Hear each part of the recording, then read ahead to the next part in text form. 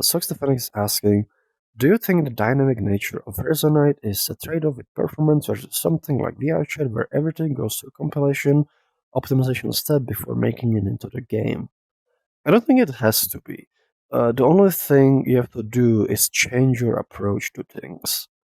Um, like a lot of the stuff like with Resonite, it's kind of designed to work with that like dynamic nature, but also be able to optimize stuff.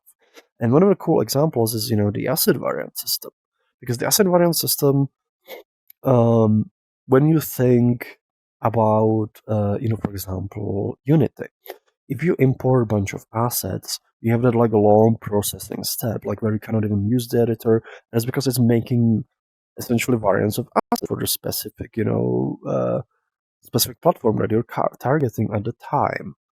And that's kind of the process. It prevents some of that interactivity because, like, you literally cannot use it for time.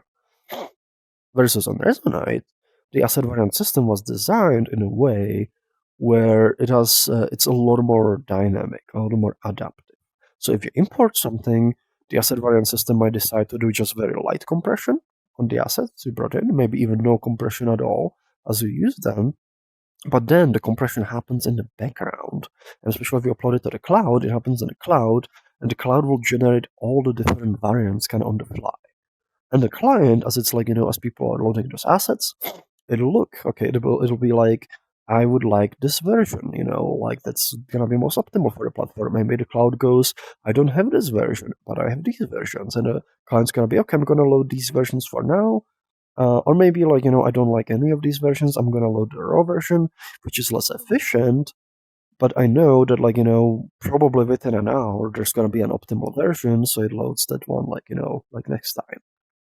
And the system is kind of designed so, things are still very dynamic, but they also like, there's like these processes that like make optimized versions. And we can do that for lots of other features too, where you build something and then like, apply like there's like an optimization pass that happens.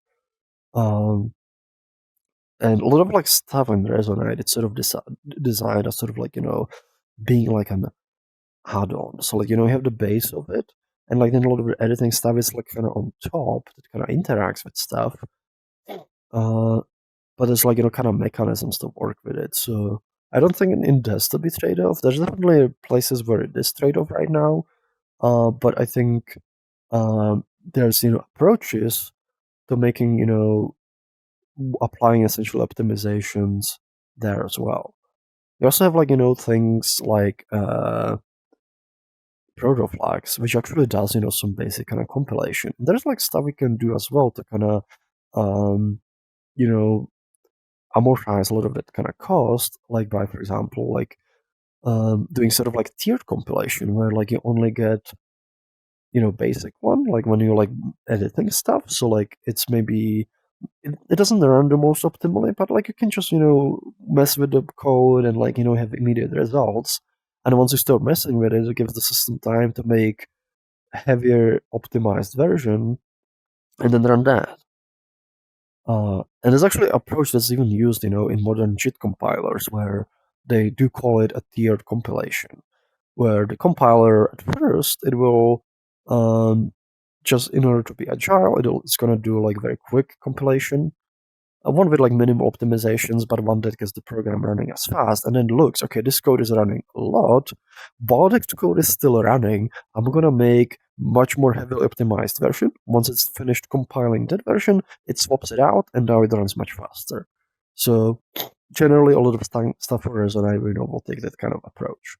And the cool thing is, like, with the tiered JIT compilers, they can, like, there are benchmarks where they can beat native code. Because one of the things they can do is they can take advantage of, information that's only known as runtime. Like, for example, knowing that particular method is being called, let's say, 99% of the time is being called with a specific argument. So the compiler can actually compile a version when that argument is a constant, and that lets it optimize away big pieces of code and achieve better performance versus the native code that's compiled ahead of time.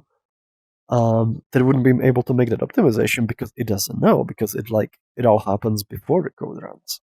So I would even say in some cases, like, you might end up like the dynamic system might end up like outperforming, like if it's like designed right and has right mechanisms for optimizations.